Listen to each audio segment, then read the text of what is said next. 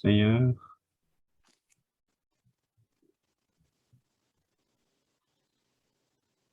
nous vous demandons au début de notre séance d'étude de recevoir en amour nos pensées, nos souhaits.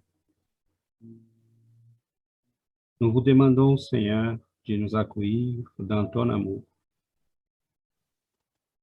de nous aider à trouver la sérénité, la paix, l'équilibre. Nous commençons, Seigneur, tout simplement notre chemin de croissance. Aidez-nous à voir avec précision, à comprendre la différence entre les choses qui sont vraies et celles qui nous font tout simplement perdre le chemin de la vérité. Aidez-nous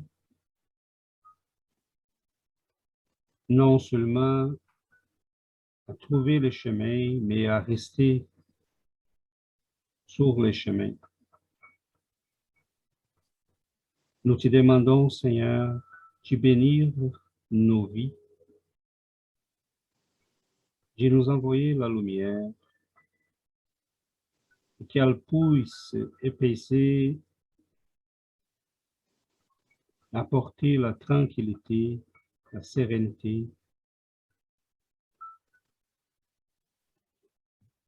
que nous puissions retrouver la santé, l'équilibre. Nous cherchons, Seigneur, cette lumière qui se cache en nous-mêmes, ces trésors dont tu nous avais parlé. Et nous vous demandons, Seigneur, de nous aider.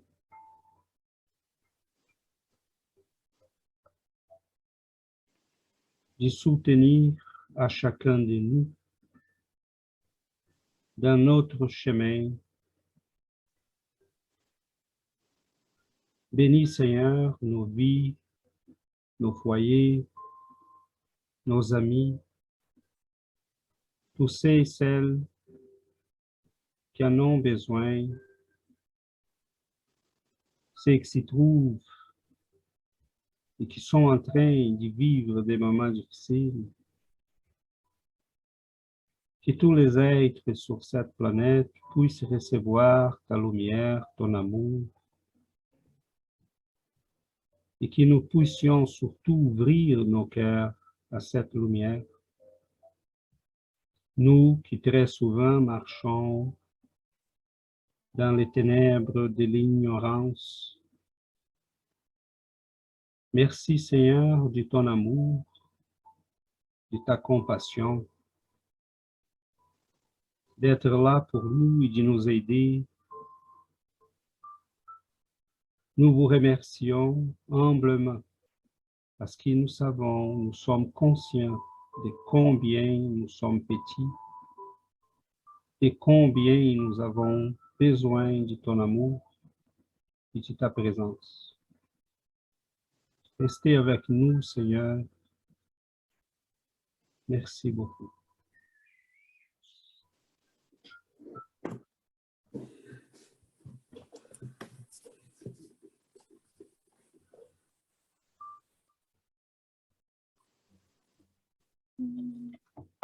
Très bien.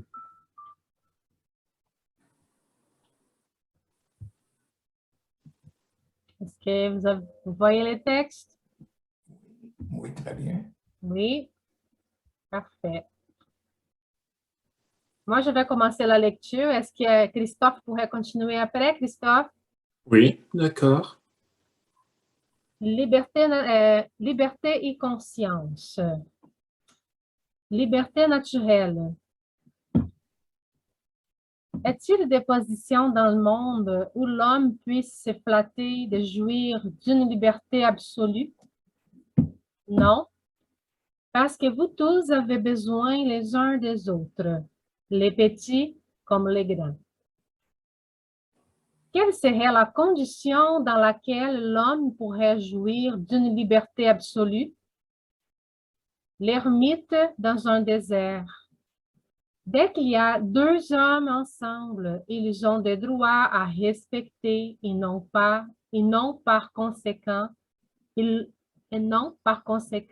plus de liberté absolue. L'obligation de respecter les droits d'autrui ôte-t-elle à l'homme le droit de s'appartenir à lui-même? Nullement, car c'est un droit qu'il tient de la nature. Libre arbitre. L'homme a-t-il le libre arbitre de ses actes? Puisqu'il y a la liberté de penser, il y a celle d'agir. Sans libre arbitre, l'homme serait une machine. L'homme jouit-il du libre arbitre depuis sa naissance? Il y a la liberté d'agir dès qu'il y a la volonté de faire. Dans les premiers temps de la vie, la liberté est à peu près nulle. Elle se développe et change d'objet avec les facultés. L'enfant, ayant des pensées en rapport avec les besoins de son âge, il applique son libre arbitre aux choses qui lui sont nécessaires. Les prédispositions instinctives que l'homme apporte en naissant ne sont-elles pas un obstacle à l'exercice du libre arbitre? Les prédispositions instinctives sont celles de l'esprit avant son incarnation. Selon qu'il est plus ou moins avancé, elles peuvent le solliciter à des actes répréhensibles. Et il sera secondé en cela par les esprits qui sympathisent avec ces dispositions. Mais il n'y a point d'entraînement irrésistible quand on a la volonté de résister. Rappelez-vous que vouloir, c'est pouvoir. Voilà. Avise-toi. Apprends à t'admonestrer avant que la vie ne t'admonestre. Si ton problème est de t'alimenter excessivement, expose devant tes yeux sur la table cette légende écrite. Je dois modérer mon appétit. Si la lutte advient de la paresse, accroche à cet écriteau en face de ton lit pour la réflexion de chaque matin. Je dois travailler honnêtement. Si ton trouble vient de l'irritation systématique, place cet avis en évidence chez toi pour l'observation incessante. Je dois gouverner mes émotions. Si ton empêchement vient de vices enracinés, porte avec toi un carton rappelant ce souvenir bref. Je dois me renouveler. Si ton cas difficile est l'inquiétude sexuelle, est constamment dans ta pensée, je dois contrôler mes impulsions. Si ton point faible est dans la parole irréfléchie, éparpille ce modérendum autour de tes pas. Je dois parler charitablement. Ne crois pas à la liberté inconditionnelle. Tout droit est subordonné à un devoir déterminé. Personne n'abuse sans conséquence. Répare les systèmes pénaux de la vie qui fonctionnent spontanément. Les infirmités copartagent avec les excès. Les obsessions chevauchent les déséquilibres. Les geôles séparent les délinquances. Les réincarnations expiatoires accompagnent les extravagances. Corrigeons-nous nous-mêmes avant que le monde ne nous corrige. Tous pouvons proclamer les mérites de la pensée positive. Cependant, Il n'y a pas de pensée positive pour le bien sans pensée droite. Le temps est le guide infatigable qui enseigne à chacun de nous, aujourd'hui, demain et toujours, que personne ne peut réellement jouer à vivre. André-Louise, Iliad Spiritico Xavier. Parfait. Merci beaucoup. Très bien. Donc, nous avons là un texte du Livre des Esprits combiné avec un texte d'André-Louise et Emmanuel, je ne me souviens plus lequel. Et là, on a la question de la liberté, de la conscience, du libre arbitre. Et c'est très intéressant parce qu'on est probablement dans l'époque la plus libre, entre guillemets, de l'humanité. Mais je pense que c'est dans ce sens-là que c'est intéressant qu'on réfléchisse un peu sur c'est quoi la liberté. Est-ce que les gens aujourd'hui comprennent ce qu'on vient de lire là, qu'on doit nous corriger nous-mêmes avant que le monde nous corrige? Est-ce que ces discours-là passeraient facilement aujourd'hui parmi les jeunes, parmi les gens en général? Est-ce qu'on serait même capable d'expliquer de quoi parle-t-on là?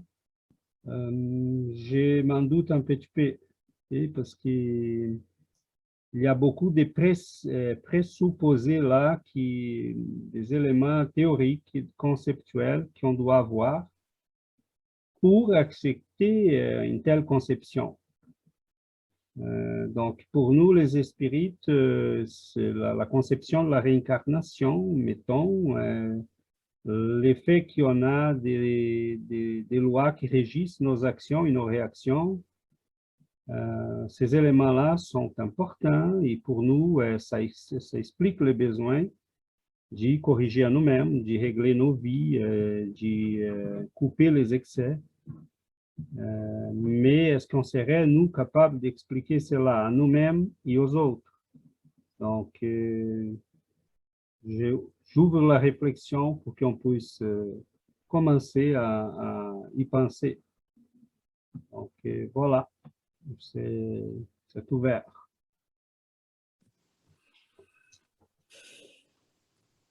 Bonjour tout le monde. Salut, Allô, Sébastien. Moi, je voulais dire, comme César qui t'a demandé si aujourd'hui il comprendrait ces messages-là. Nous, on a deux grandes filles de 19-21 ans. Et on a vraiment la chance de... Moi, je pense que si eux autres, ils liraient ça, ils comprendraient aujourd'hui. Mais vraiment comprendre dans leur cœur, là.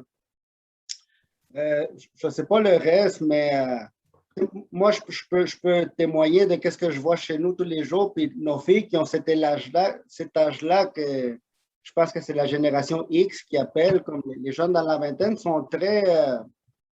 ils comprennent tout. On a cette chance-là, mais je ne veux pas généraliser, mais si je vois eux autres, il y a comme une envie de plus. De plus que le matériel. Comme les filles, ils ne veulent pas avoir du matériel. Les autres, ils veulent être heureuses. Ils veulent... je sens à eux autres comme ce besoin, comme de plus de... Je n'irais pas jusqu'à dire spiritualité. Une des deux, oui, mais de quelque chose de plus que le matériel. Je le vois très clairement dans eux autres. Alors, je ne sais pas pour le reste, mais... Si on s'appuie aux médias, c'est pas vraiment ça. Tu sais, je pense que nous autres, on a la chance. Je pense que Dieu place les gens qui, comme nous autres, on peut les guider parce qu'ils sont un petit peu plus avancés. Mais tu sais, quand je vois leurs amis, tu sais, quand des fois ils me racontent de leurs amis, c'est pas la même réalité. Tu sais, qu'est-ce qu'on voit dans les médias, c'est le matériel, c'est la beauté, c'est toujours l'extérieur. Donc, c'est... Je sais pas. C'est une génération qui est un peu désenchantée, je dirais, avec les matériels, avec l'imposition de travailler tout le temps pour faire de l'argent, même ceux qui ne sont pas pas très, mais pas connectés au spirituel. Ils ont ces désenchantements-là Du matériel. Oui. pour les matériels, ils veulent pas tomber dans cette logique, mais en même temps, plusieurs savent pas quoi faire. Oui. Ils sont plongés dans un monde qui donne toute la liberté. Et en face de cette liberté, des fois, leur manque peut-être des éléments pour savoir quoi choisir, comment choisir, Où aller? comment se guider dans la vie. Parce que là, ils regardent vers les religions où ils ne trouvent plus l'assurance, la certitude qu'ils trouvaient avant. De l'autre côté, ils ne veulent pas ce qu'on voit partout. Ils ne veulent pas le matériel, ils ne veulent pas travailler comme des fous pour faire de l'argent et s'y rendre à 50 ans, ils prennent la retraite pour avoir du plaisir. Et quel plaisir! C'est un monde d'un changement. La liberté nous appartient, mais la vérité, c'est que peut-être on ne sait pas quoi faire avec elle. Parce que les regards qu'on a, c'est limité. Hein? On s'y voit comme un corps. Et des fois, ça m'étonne comme il y a des gens qui sont... on n'a jamais eu autant de liberté, mais en même temps, on n'a jamais eu autant d'imposition. Parce que les gens suivent tous la même logique. Donc, est-ce qu'on blâmait l'Église par le passé d'avoir imposé une pensée uniforme, mais aujourd'hui, la pensée uniforme, c'est de ne pas avoir une pensée uniforme, de ne pas avoir une pensée de tout. Donc, je ne sais pas c'est quoi les pires. Pas de direction, c'est comme s'il n'y a pas de direction. Parce que nos filles sont très indécis à quoi, qu'est-ce qu'ils veulent étudier, qu'est-ce qu'ils veulent faire. Ils ne peuvent pas choisir. On dirait qu'ils changent d'idée à tous les jours. C'est très important, qu'est-ce que tu as dit. Moi, je le vois chez moi, comme je ne peux pas généraliser, mais chez moi, je vois ça, pas un besoin comme de matériel et tout, mais ils ne savent pas quoi faire, ils sont indécis, ils ne savent pas choisir quoi faire. Ouais. Décider d'avoir une famille. Plusieurs sont en train de dire non, je ne vais pas ça, c'est trop lourd, c'est trop pesant. Des fois, j'entends mes enfants qui disent je ne sais pas si je vais avoir des enfants. Notre fille aussi, elle dit la même chose. Elle voit notre fils Louis, elle dit je ne pense pas que je vais avoir un enfant, moi. Voilà, donc des grosses responsabilités et voir la charge. Moi, je n'avais pas cette lucidité-là quand je pense que c'est une génération qui sont plus avancées que nous autres. Au moins, je pense à moi, à cet âge-là. Je pense qu'ils sont plus développés que nous autres parce qu'ils voient des choses que moi, à cet âge-là, je ne voyais vraiment pas. Je n'avais aucune notion. On embarque dans les courants de la vie et on s'en va. Mais ils regardent, ils disent non, je ne vais pas ça, je ne vais pas ça. Ça, c'est trop lourd, ça, ils ont une autre manière de regarder, mais ils ont beaucoup de liberté. Je vois Giovanna, on s'en parlait hier, Anna, une amie, aujourd'hui c'est son 19e, elle va partir demain à Montréal avec son copain, parce qu'ils vont étudier à Montréal, vont vivre tous les deux ensemble. Ils étudient 19 ans, ils vont vivre ensemble, déjà une vie en commune, presque en train de constituer une famille. Ils jouissent d'une liberté qu'on n'a jamais vue dans l'histoire. Et dans des pays comme le Canada, la France, les États-Unis, on a la richesse, la possibilité de vivre cette liberté. Parce qu'un enfant ici, avec un travail d'été ou un travail de quelques heures par semaine, il peut trouver facilement un moyen de s'en sortir. Donc, quoi faire avec cette liberté? C'est bien la question que je pense qu'on doit se poser. Quoi faire? Comment la vivre?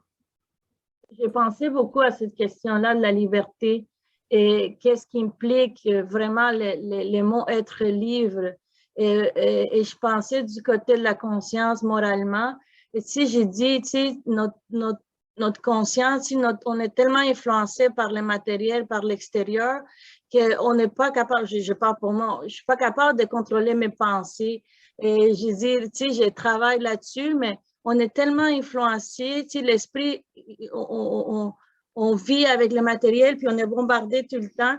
Et donc, je pense à cette liberté-là. Si je ne suis pas capable de contrôler mes pensées, est-ce que je suis vraiment libre? Alors, pour moi, c'est non, je n'ai vraiment pas de liberté parce que dans ce sens-là, je suis encore contrôlée par le matériel, encore contrôlée par mon extérieur. Alors,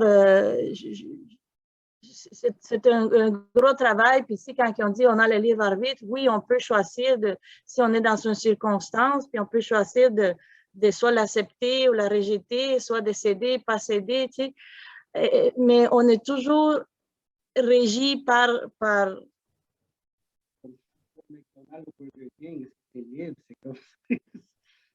c'est ça, influencé tellement par le matériel que notre libre arbitre, ce n'est plus vraiment un libre arbitre. Mais voilà. Mais les textes, là, il dit exactement que nous, on a une liberté totale si on est toute seule dans le désert. Mais sinon, s'il y a une autre personne avec nous, notre liberté, il y a une limitation là. Parce que tout ce qu'on va penser, toutes nos actions dépendent aussi de jusqu'où notre liberté peut y aller, comprenez-vous? Parce que notre liberté, elle va finir où commence la liberté de l'autre. Donc, il y a une limite là. Donc, je pense que c'est ça qui c'est la limitation des libertés. C'est pour ça qu'on n'a pas du tout une liberté absolue. Non, non, pas du tout. Ah, c'est ça. Mais je pense que Yuri nous a amené à un point de vue que je voulais en fait y aller. Parce que c'est pour ça que je disais, bon, on blâmait l'Église pour nous avoir imposé une pensée unique. Et aujourd'hui, on est dans une pensée unique. Ah, j'ai la liberté de choisir entre Mazda et Corolla. Mais ça, c'est pas la liberté. Et mais pensez pas à ne pas avoir un auto, messieurs. Vous pouvez choisir quelle marque, mais vous devez avoir un auto. Okay? Donc, c'est ça, on n'a pas vraiment de liberté. On est dans la fausse liberté parce qu'on doit tous acheter les mêmes choses, on doit tous aller à la même endroit. En été, il faut voyager, il faut avoir tant d'argent en compte. On n'est pas vraiment libre. Parce que, premièrement, dans ce point de vue-là, et deuxièmement, comme Yuri nous a rappelé, et comme je pense le deuxième message qu'on a lu, le deuxième texte nous montre, où est-ce notre liberté si on n'est pas capable de contrôler nos pulsions, nos pensées, nos désirs. Et tant qu'on n'est pas capable de contrôler tout ça, ben, quelqu'un peut nous contrôler. Donc, aujourd'hui, on voit que tous les médias, toute la télévision, tous les moyens sont en train d'investir dans l'ignorance de l'humanité. Et oui, ayez la liberté de vivre tous vos désirs, toutes vos pulsions, n'ayez pas de limite, parce que là, vous allez acheter aussi ce qu'on vous demande, ce qu'on vous dit d'acheter. Donc, c'est complexe, parce que la liberté, des fois, c'est s'emprisonner. Et c'est ça qui est difficile à expliquer. Parce que adhérer à un devoir, quand tout le monde ne veut rien faire, s'y contrôler, quand tout le monde dit, allez-y, faites ce que tu veux, assumer des responsabilités, quand tout le monde veut rien, non, non, non, pas de compromis. Là, on est 3 mois ensemble, là, ils commencent déjà à s'inquiéter, parce que là, oui, ça commence à être sérieux, hein? 3 mois ensemble. J'ai déjà entendu des amis de ma fille dire ça. 3 mois ensemble, c'est sérieux? Oh, voyons donc. Hein? Là, on voit que c'est un monde qui, oui, la liberté, mais sans devoir, sans responsabilité. Mais quand on a le regard de l'immortalité, mais comment vivre sans assumer des responsabilités? Comment passer sur cette planète en flânant comme si rien n'était? Comment ne pas avoir le courage de faire face à nos défauts? Donc là, André Louise nous dit, mais admoneste-toi avant que le monde vienne te corriger. Corrige-toi avant que le monde vienne te corriger, avant que les lois de la vie viennent te corriger.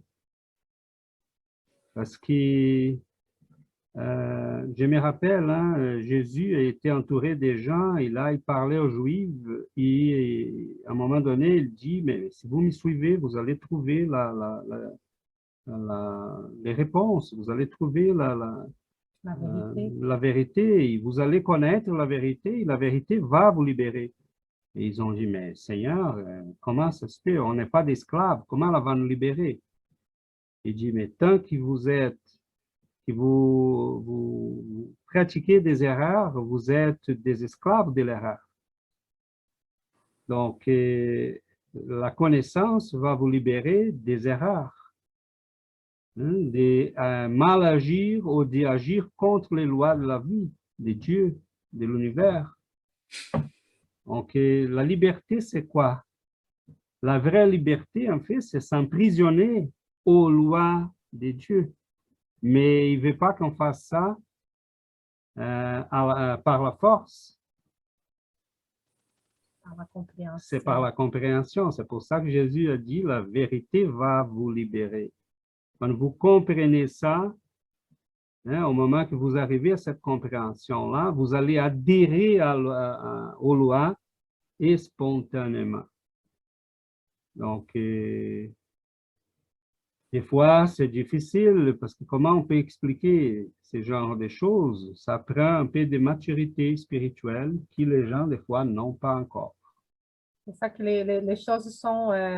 il faut aller... On est libre dès que Dieu nous a créés et nous avons de la liberté. Mais nous avons de la liberté irresponsable pendant longtemps. On va arriver à l'équilibre lorsqu'on développe aussi en même temps la responsabilité, donc d'agir en liberté, mais une liberté responsable. Et ça vient avec la conscience, avec la maturité spirituelle, parce que quand on agit sans cette responsabilité-là, on va nous faire mal à nous. On nous fait mal, on fait mal aux autres.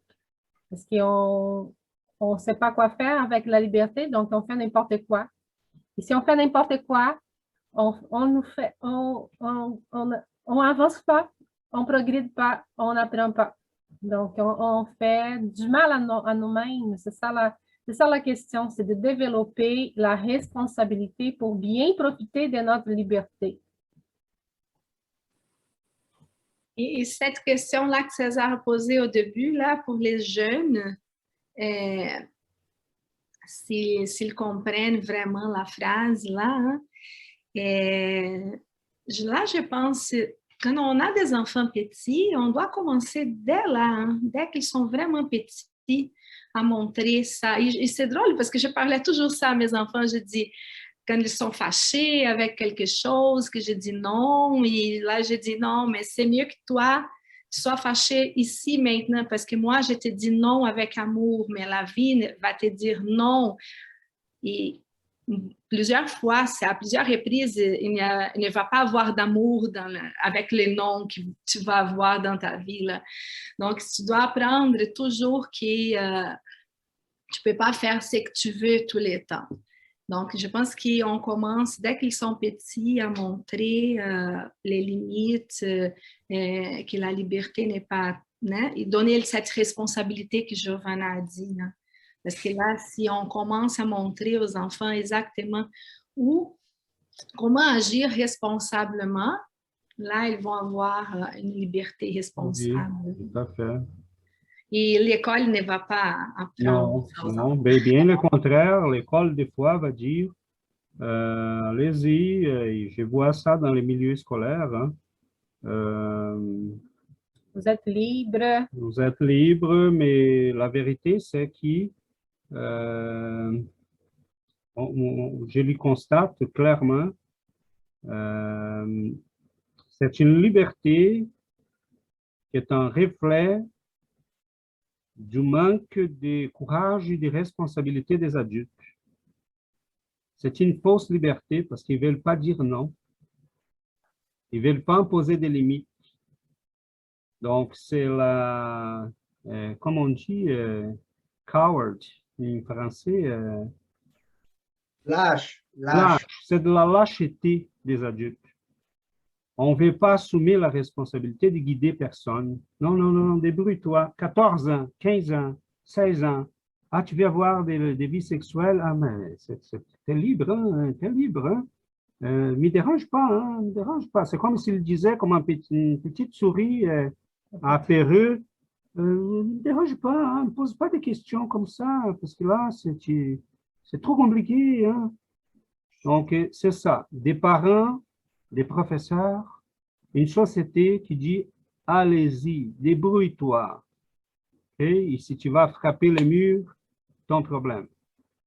Donc, la vérité, c'est qu'on devient dans une société apparemment libre, on devient de plus en plus des esclaves. Okay? Parce qu'on a une pensée uniforme. Une pensée uniforme, et les gens pensent qu'ils sont révolutionnaires parce qu'ils vont utiliser des vêtements bizarres.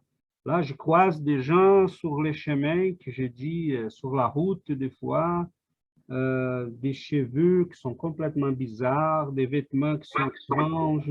Et ces gens-là se croient libres. Parce que là, ils se trouvent cool. voilà, je peux m'habiller comme je veux, hein, je peux utiliser mon cheveu comme je veux. Ce n'est pas vraiment la liberté, c'est tout imposé. Il y a des modes qui commencent dans les quartiers pauvres de New York. Et là, les gens riches de la planète sont en train de s'habiller pareil, comme s'ils étaient vraiment super cool. Moi, je trouve comme, je vois certaines choses quelquefois comme si les gens sont comme des moutons, là. Un mouton, il va y aller là, toutes les autres vont derrière, là. C'est comme, là, il change d'opinion, il tourne de l'autre côté, toutes les autres vont Voilà. les suivre. C'est un peu ça qu'on est en train de vivre avec l'illusion qu'on est libre. Oui, parce que c'est aussi une question de perception, hein, parce que quand on est dans la société, eux autres, ils pensent qu'ils sont libres. Oui. Mais nous, quand on sort de là, eux autres, ils vont dire, ah, mais toi, tu n'es pas libre, regarde, tu t'attaches à ça, tu vas être responsable. Fait que dépendamment de quel côté tu perçois. De mon côté spirit, non, je commence à être libre. Mais de leur côté, non, non, non, je suis un esclave de... Voilà. Fait que c'est comme si tu veux rester dans la masse, si tu veux rester cool, tu dois rester avec eux autres. T'es libre. T'es libre, c'est ça. T'as Voilà. l'illusion, au moins t'as l'illusion. C'est une étrange liberté, mais c'est difficile à expliquer aux gens, ce que j'ai parlé tantôt. Comment dire à quelqu'un, mais attache-toi à tes devoirs. Il faut accomplir tes devoirs avec amour, avec dévotion, avec bienveillance. N'ayez pas peur d'assumer des responsabilités, de soigner les gens qui sont aux côtés de toi. Donc, j'ai eu récemment à l'école une fille qui a 16 ans et qui m'a dit, César, je laisse ma caméra fermée pendant les cours en ligne parce que des fois, tu peux m'appeler, mais je ne peux pas y répondre parce que ma grand-mère est malade et des fois, il faut que je la soigne. J'ai dit, mais allez-y, Rosalie, fais-le, c'est bien que tu fasses ça, ne t'inquiète pas. C'est merveilleux de savoir qu'une jeune fille de 16 ans est en train de prendre soin de sa grand-mère. Elle a dit, oui, mais c'est fatigant, messieurs. J'ai dit, oui, je comprends, mais bravo. Hein, aide ta mère, aide ta famille. C'est très beau que tu fasses ça. Donc, je l'encourageais. Okay, parce que des fois, ils vont dire, oh, je suis emprisonné dans un devoir difficile. Oui, mais c'est la vie. On voit que les gens qui progressent, qui vont loin, sont ceux qui sont capables d'assumer des responsabilités. N'ont pas peur d'assumer des responsabilités. Mais on est dans une société qui veut nous libérer de toutes les responsabilités. Donc, on voit des familles qui vont durer 3 mois et c'est fini. Là, on a 3 enfants, 3 ans, 3 enfants, mais là, on a un malentendu, on a une différence de personnalité. Bye bye, chacun de son côté. Donc, on est vraiment dans la lâcheté. Donc, libre, c'est faux. Parce qu'on est vraiment lâche. On laisse tomber rapidement, on n'a pas le courage, et les gens vont pas, moi, qui vont nous écouter peut-être un jour, vont dire, mais ces gars-là est un fou, c'est pas comme ça, mais désolé, c'est comme ça. Parce qu'on voit tant d'enfants dans ce monde qui sont abandonnés par des parents vivants, qui c'est vraiment de la lâcheté. Ah, j'ai une petite différence. Là, un petit non qu'ils reçoivent, un petit désentendement, et là, c'est fini. Et donc, tous les compromis qu'on a soumis, toutes les responsabilités qu'on devrait avoir, ah non, non, ça, c'est fini. Donc, oui, je ne suis pas en train de dire qu'un mariage qui ne va pas doit fonctionner pendant 30 ans. Mais des fois, il ne va pas, c'est temporaire, c'est un problème localisé là qu'on peut régler avec un peu de patience, un peu de travail. Mais non, personne ne veut ce genre de compromis, de responsabilités. Donc, on est dans une liberté qui fait ce que tu veux. Et on a des hommes qui ont 45 ans, ils sont des petits-enfants. Continuent d'agir comme des petits-enfants. Ils veulent jouer aux vidéos, ils veulent aucune responsabilité. S'ils ont un peu de stress, bye bye. Rien, hein, contre jouer à un jeu vidéo de temps en temps, c'est correct, mais c'est pas ça que je suis en train de dire. Sont des enfants qui veulent continuer de jouer comme s'ils avaient 15 ans pendant toute la vie. Il y a des hommes qui vont jouer la vidéo avec ses enfants 2 heures en après-midi, mais qui sont capables d'assumer ses responsabilités. Il faut faire la distinction.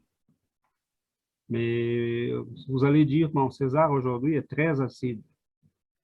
Un petit peu, mais la vérité, c'est ça. Hein, la notion du devoir, des responsabilités, des compromis, on est bien loin de ça dans notre société. Et là, le message qu'on a lu en deuxième nous dit, mais règle-toi tes affaires avant qu'en face de la vie, tu sois obligé de les régler. Donc, et comme Yuri nous a bien rappelé, comment on peut se considérer libre si on fait ce que tout le monde fait, si on suit tout le monde, si on pense ce que tout le monde pense, et si on n'a pas le contrôle de nous-mêmes. Comment peut-on penser que nous sommes libres? César, tu n'es pas acide. Pas du tout. Tous acides. Non, ce sont les lois. Ce sont les lois. Ce texte-là, la première partie, hein, ça vient du livre des esprits, là. C'est la loi de la nature. C'est ça, ce sont les lois. On ne peut pas changer. Quand on arrive là, et je me souviens de la phrase de Saint Paul, quand il a dit « Je peux tout faire, mais ce n'est pas tout ce qui me convient. » Donc, il faut trouver qu'est-ce qui nous convient dans la vie pour être heureux. Je peux tout faire, mais ce que je peux faire, est-ce que je vais être heureux à la fin de mes actions, de mes décisions? Donc, dans le fond, c'est comment utiliser la liberté que nous avons et être heureux avec nos décisions. Parce que collé à la liberté, au libre arbitre, il y a la loi d'action et réaction. Donc, tout ce qu'on fait, il va avoir une réaction. Donc, qu'est-ce qu'on est en train de faire avec notre vie? Donc, si on veut avoir des fruits, des fleurs, il faut cultiver ça, sinon on va voir des épines. Donc, c'est là notre liberté de bien choisir. On est libre pour choisir. Parce que ce n'est pas tout ce qui nous convient, parce que dépendamment de nos décisions, on va voir juste de la souffrance. J'ai beaucoup aimé la phrase dans le texte qui dit que tout droit est subordonné à un devoir déterminé. Ça dit tout, hein? Alors, tu sais, comme Giovanna a dit, on parle là de la cause-effet, puis d'action et réaction. Donc, dans tout ce qu'on fait, dans tout ce qu'on pense, dans toutes nos décisions, on est régi par cette loi. Donc, tout droit a un devoir. C'est vraiment bien dit. C'est une grosse chose à réfléchir. Hein? C'est une belle synthèse. Hein? Moi, je voulais dire que j'aime parler de mon expérience personnelle parce que moi, je vois vraiment comment je progresse avec le spiritisme. Puis dès que j'ai commencé à m'imposer des limites avec la connaissance et tout ça, c'est très difficile le combat, mais je commence vraiment à me sentir bien. Là, comme, au fond de moi, il y a quelque chose qui sait que je suis en train de faire bien. Même si je souffre, mais dès que j'ai commencé à m'imposer ces limites-là comme des limites divines, je commence à me sentir bien de plus en plus, là, même si c'est difficile. Là. Parce que ces limites-là, c'est sentir bien que tu parles, c'est que tu commences peut-être à goûter les contrôles, les vrais. Parce que c'est ça, on a comme l'illusion qu'assumer des responsabilités, s'y contrôler, s'imposer des limites, c'est perdre la liberté. Mais c'est vraiment le contraire. Oui. C'est ça que je le sens. Je le sens vraiment dans moi. Je parle par expérience, pas quelqu'un qui m'a conté Voilà. ou dans la vie. Quand on a goûté ça, on veut plus. Oui. Voilà. Christophe, ça va? Ça va très bien, ouais. Je pense que c'est très sensé, très profond. Ouais. Ouais, je ressens tout ça. Moi, tout ça, ça me fait penser un peu quand même aussi, peut-être un peu à l'ego aussi, à notre ego. Voilà. Je pense que dans ce monde-là, nous parlions à un moment donné du matérialisme et ainsi de suite. Je pense que c'est quelque part un peu flatter notre ego et donc je pense que nous nous perdons beaucoup aussi au travers de notre ego. Nous voulons ceci ou nous rejetons cela et je pense que c'est ça aussi qui est un grand problème parce qu'au fond, le libre arbitre, nous l'avons vraiment.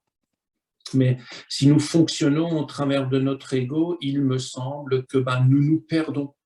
Et donc, ce monde est vraiment orchestré à fonctionner au travers de l'ego. Et c'est pour ça aussi que c'est très facile de s'y perdre, je pense. Et en même temps, dans ce monde-là, comme tu dis, César, on nous enlève aussi des responsabilités.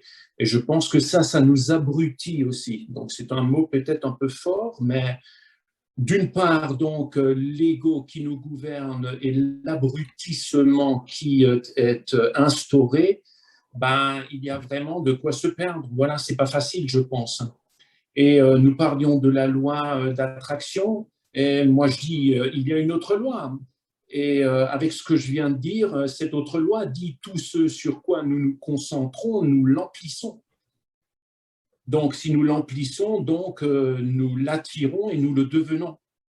Donc, si ce monde-là, en premier lieu, est vraiment un peu en perdition et que nous ne nous permettons pas à nous-mêmes de cultiver en parallèle quelque chose qui nous semble important par rapport peut-être à des pensées ou par rapport à des questions importantes que nous nous sommes posées et que ce monde-là ne peut pas vraiment y répondre parce que il nous mène plutôt sur un chemin de perdition, d'après moi.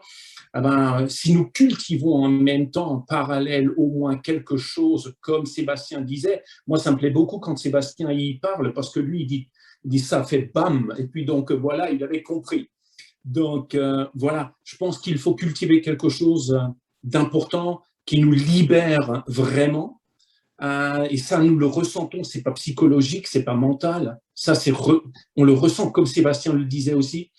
Nous devons cultiver quelque chose en parallèle d'important, je pense. Ça, c'est super important. Parce que si nous nous concentrons que sur ce monde-là, eh bien, nous allons amplifier cela. Et lorsque nous rencontrons quelqu'un, nous allons aussi lui dire, bah voilà, je roule en Mercedes, c'est pas seulement en 2 chevaux ou je ne sais trop quoi. Et puis donc, voilà, nous faisons alors pleinement partie de ce monde et nous perpétuons aussi cet abrutissement et ainsi de suite, quoi. Donc voilà, je pense qu'il y a une part d'ego et je pense qu'il faut aller au-delà de cela. Je pense que c'est ça la perdition, hein, l'ego, parce que le libre arbitre, il est vraiment là, il est vraiment présent, nous choisissons vraiment, mais nous ne choisissons pas vraiment si nous restons moutons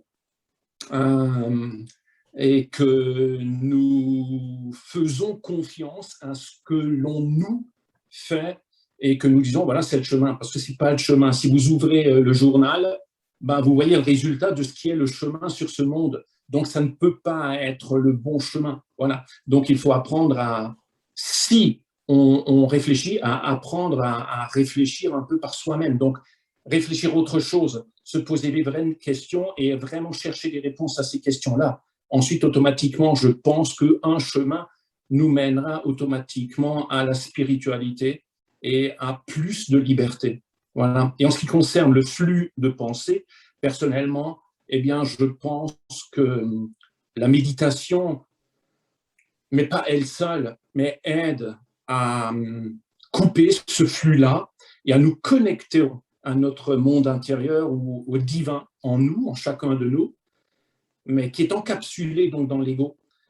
Et puis donc, cela nous permet de couper avec ces pensées-là. Voilà. En tout cas, ben, je pense qu'il faut être en constante recherche et ne jamais, quelque part, se laisser conduire, mais conduire soi-même. Voilà, un peu comme ça. Parfait, Christophe. Et dans tes mots, je pensais beaucoup aux mots que tu as dit, abrutissement. Malheureusement, je pense que c'est pas pour méchanceté, hein. Le monde a une perception matérialiste. C'est normal, on commence dans la matière, on évolue à partir de la matière. C'est pas une critique, c'est pas une... Mais tant qu'on est conscient de ça, on s'aperçoit qu'il y a un abrutissement volontaire, hein, qui est patrociné, qui est voulu par certains milieux, parce que, bon, on veut vendre, on veut faire de l'argent, on veut... et bon, si les gens réfléchissent, ils ne vont pas acheter ces bêtises-là, parce que si tu penses bien, hein, pourquoi acheter un nouveau chandail à 200 $, mais si tu penses un petit peu, tu ne vas pas l'acheter. Mais donc, il faut que les gens ne pensent pas. Donc, il y a un abrutissement qui fonctionne sur l'illusion de liberté. On dira aux gens qu'ils sont libres, mais on lui dira par la suite quoi acheter. C'est un truc qui marche parfaitement. Parce que comme disaient les anciens, la plus grande réussite de le démon, c'est de faire croire qu'il n'existe pas. Et donc, et la plus grande illusion, c'est de croire qu'on est libre, quand on ne l'est pas. Et donc, tu peux choisir entre A et B, mais si je vais C, non, non, non, pas C, C, non, hors question. Donc, Giovanna a tout à fait raison de rappeler Saint Paul, parce que je peux tout faire, mais qu'est-ce qui me convient? Et pour décider qu'est-ce qui me convient, mais quel est mon regard sur la vie? Quelle est mon échelle? Sur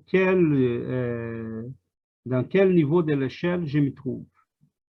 Parce qu'on va choisir selon nos expériences du passé, on va choisir selon nos niveaux de connaissances, nos niveaux d'expérience, nos niveaux d'évolution. Donc, on va choisir basé sur ce qu'on a déjà accumulé.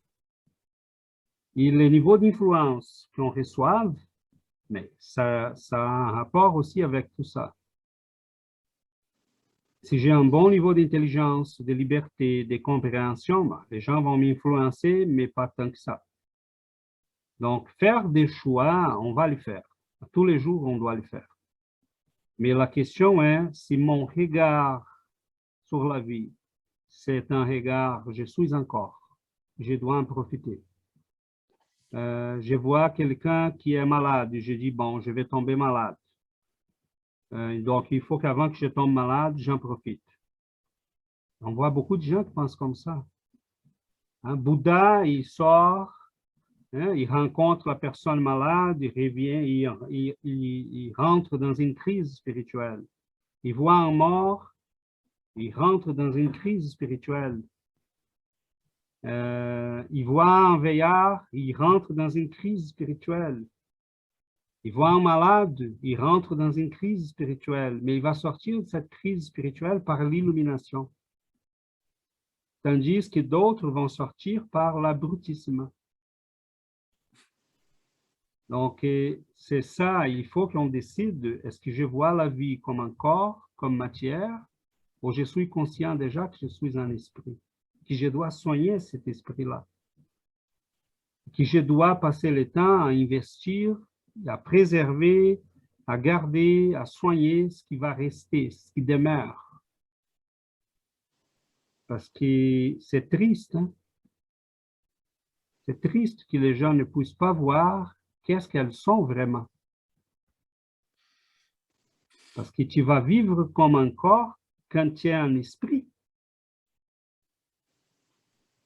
Donc, ta vie, tu vas ramasser à la fin, comme Giovanna a dit, pas des fleurs et des fruits, mais des épines. Donc, nous, on choisit d'après ce qu'on est, d'après ce qu'on sait, d'après ce qu'on a accumulé, mais il faut se questionner aussi. Si je regarde la vie comme matière, comme corps, comme ça va finir, mais c'est sûr que je vais faire des choix en conséquence de mes croyances.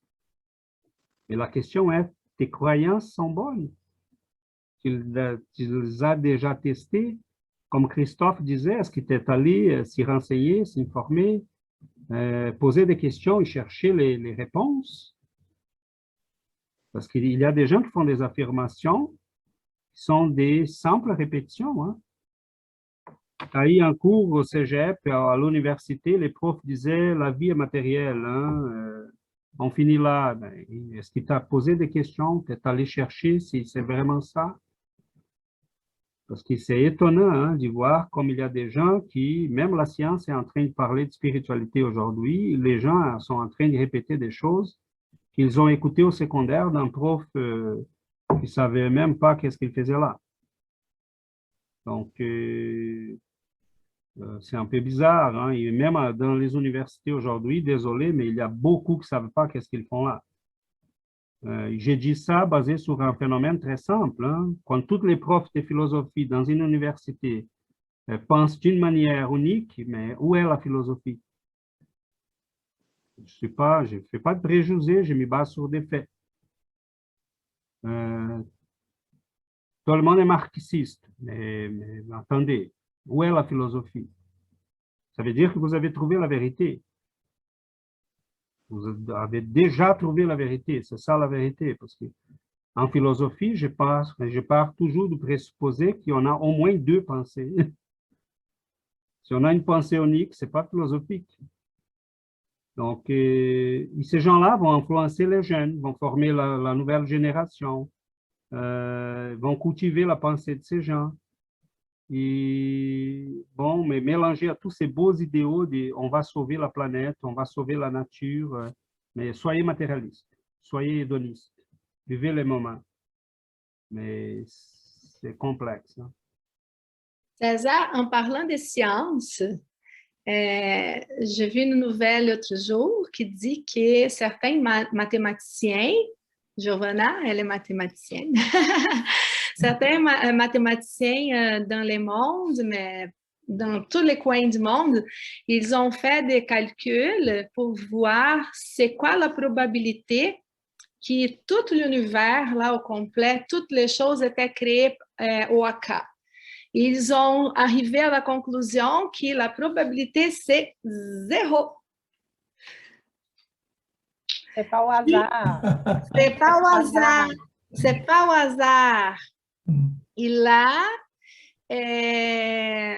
bon, ils ont dit que si c'est pas au hasard, Il y a quelqu'un qui l'a créé. il y a ils ont utilisé ce mot-là, il y a une intelligence supérieure qui a créé tout.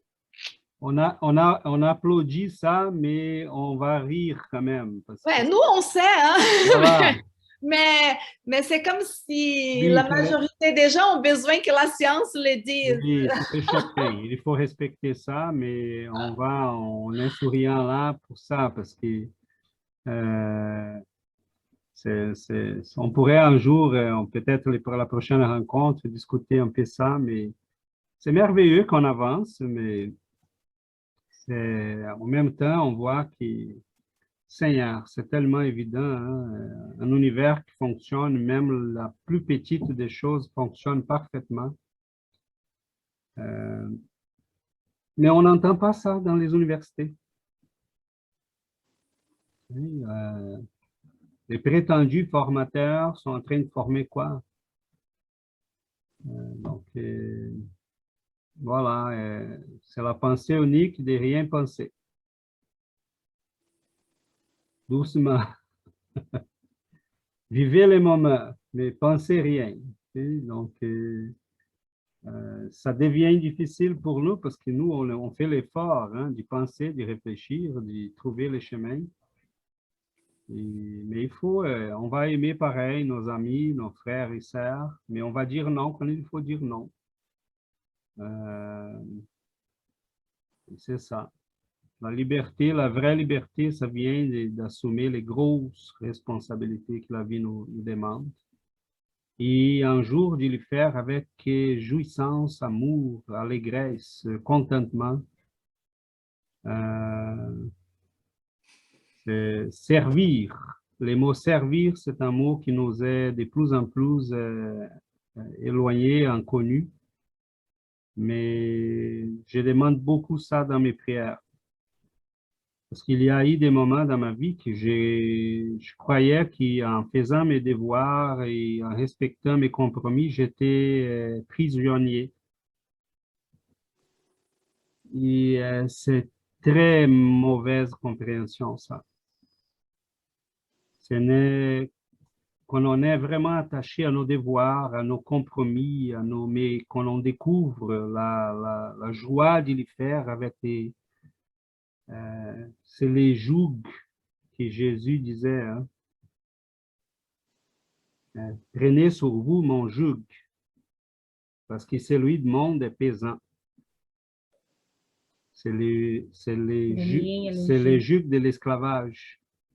Les miens, c'est celui du compromis, du devoir, de la responsabilité, mais c'est celui aussi de l'amour, de la liberté. Ce que Sébastien disait, c'est bizarre parce qu'on devient des esclaves volontaires et on s'y sent libre.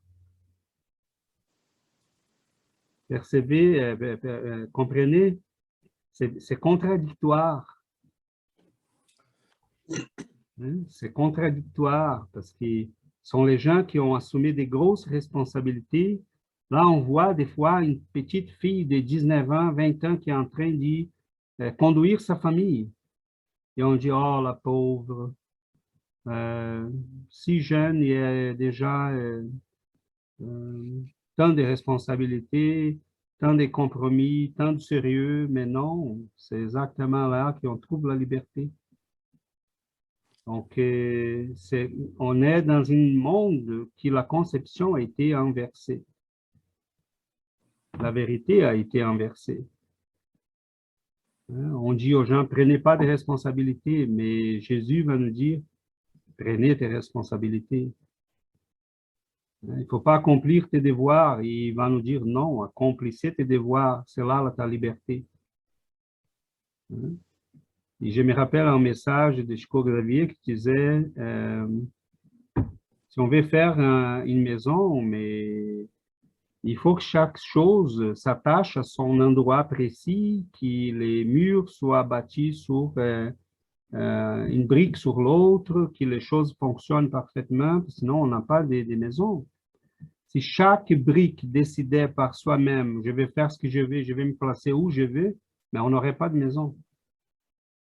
Donc, c'est quand on accepte notre rôle dans la vie, et nos devoirs, et nos compromis, nos responsabilités, que nous, on devient quelqu'un d'important pour la vie. Parce que sinon, oui, on peut faire ce qu'on veut, mais où est-ce qu'on va arriver à la fin? C'est là que les discours est difficile à faire passer, parce que les gens ne veulent pas des responsabilités. J'ai continué acide. Acide. Très acide. C'est doux.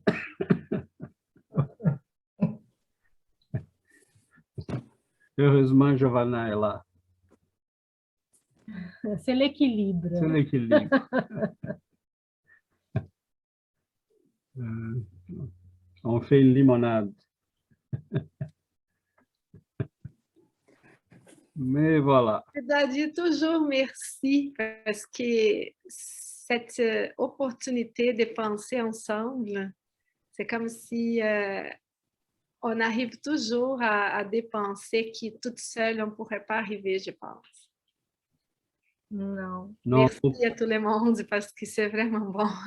voilà, c'est ça. Chacun apporte un point de vue qui nous fait voir des choses qu'on n'avait pas vues. Et c'est certain que tout seul, c'est difficile. Profitons de notre liberté ensemble. Vous voyez, on s'emprisonne, hein? On dit là, non, je réserve. C'est ça, on est prisonnier d'un samedi matin, de compromis, mais on trouve notre liberté ensemble. Mais voilà, c'est ça. Donc, comment? Comment vous vous sentez après le rencontre? Moi, je me sens tellement comme heureux, puis pour la journée, je ne sais pas vous, mais... Ah, mais c'est bien que tu parles ça, Sébastien, parce que Giovanna, hier, à la fin de notre rencontre des vendredis soirs, elle a été un peu émue, elle a dit, ça se peut que les gens sentent ce qu'on sent, parce qu'elle a dit, je me sens tellement bien, tellement... J'ai dit, ben, je crois que oui, Giovanna, mais il fallait demander. Oh oui, on le sent. Je vais vous dire une chose, là, moi, je me sens toujours bien avec tous les groupes en portugais, en français, mais Alexandre, ça fait 15 minutes là, il m'a dit, 20 minutes, il m'a dit, Adriana, c'est tellement bon cette étude en français. C'est comme si tout mon corps, il a une vibration différente. Là, c'est comme si je sens avec toutes mes cellules une chose que je ne sais pas expliquer. C'est quoi? Non, voilà. Il m'a dit, c'est comme si je bu un pichet de café. C'est bizarre. Je ne sais pas comment expliquer ça. Et voilà, donc... C'est bon. Je dis, est-ce que c'est bon ou c'est pas bon? Il a dit, c'est bon. Et c'est bon.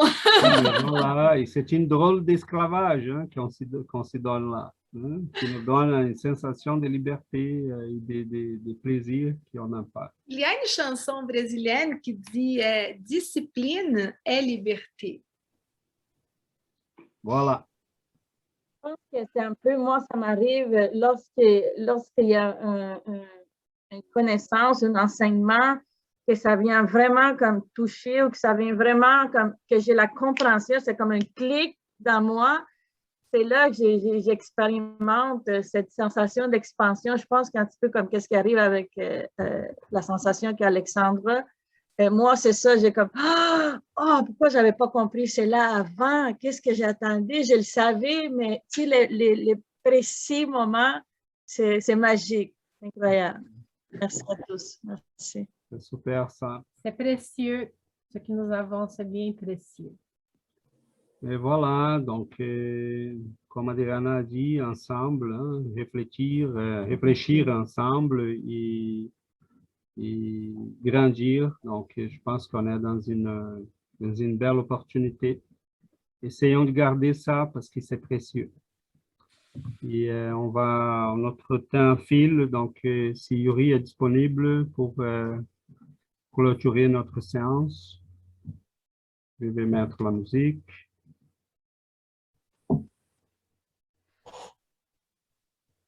Une seconde.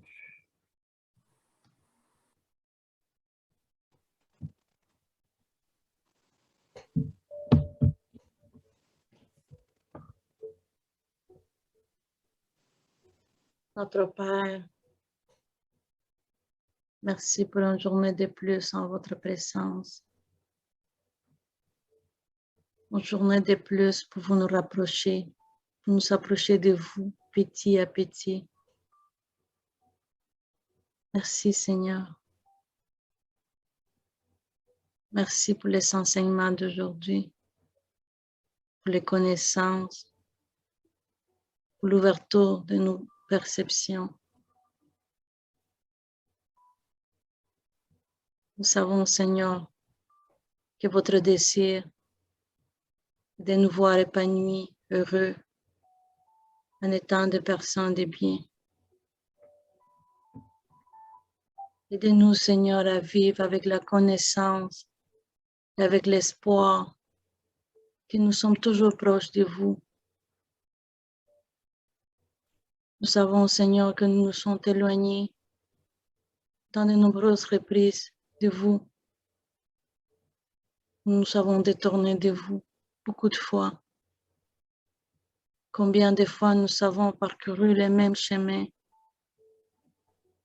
trébuchant avec les mêmes pierres,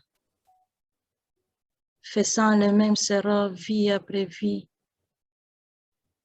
Aidez-nous, Seigneur, à changer ces chemins. Aidez-nous à comprendre que c'est maintenant le temps d'agir, que c'est maintenant notre meilleur moment pour changer, pour se transformer, pour préparer notre vie future. Aidez-nous, Seigneur, à avoir confiance à la force et la volonté que vous nous donnez, même que des fois on ne les sent pas. Mais nous savons, Seigneur, que vous êtes toujours avec nous et que vous ne nous quittez jamais. Donnez-nous la compréhension, Seigneur, que tout est possible lorsque nous vivons en vous, sachant que notre Maître Jésus, que votre Fils bien-aimé, guide nos pas, que sa présence est avec nous, que la présence de nos amis spirituels sont là pour nous, qui nous accompagnent, qui nous guident, qui parcourent les chemins avec nous, de la compréhension, de la découverte et de la transformation. Merci pour votre présence. Aidez-nous à vivre dans votre justice, Seigneur, à être un reflet de votre justice, à servir nos frères et sœurs sans attendre rien en retour, à donner notre amour aux autres, même en sachant que peut-être nous ne serons pas, que cet amour ne sera pas peut-être réciproque. Aidez-nous à vivre avec honnêteté, même en sachant, Seigneur, que nous pourrons être rejetés. Montre-nous, Seigneur, qu'il y a plus que notre petit monde rempli de préoccupations et inquiétudes. Montrez-nous qu'en étant avec vous, sous votre lumière, en respectant vos lois, en aimant les autres comme vous nous aimez nous-mêmes, la vie peut être merveilleuse. Te demandons, Seigneur, que l'amour mis dans cette prière soit multiplié pour toi, par toi, et qu'il soit donné à tous nos frères et sœurs qui sont dans le besoin, à tous ceux qui sont dans l'obscurité, Seigneur, dans l'obscurité de l'ignorance, de l'orgueil, à tous ceux, Seigneur, qui souffrent tous ceux qui se battent à tous les jours pour leur vie, tous ceux qui travaillent fort. Merci Seigneur. Merci pour toutes les bénédictions. Bénissez tous nos frères et sœurs dans le monde. Bénissez-nous, notre famille, nos amis, nos êtres chers. Bénissez cette étude, ces groupes. Restez avec nous, maintenant et pour toujours. Merci. Merci à tous.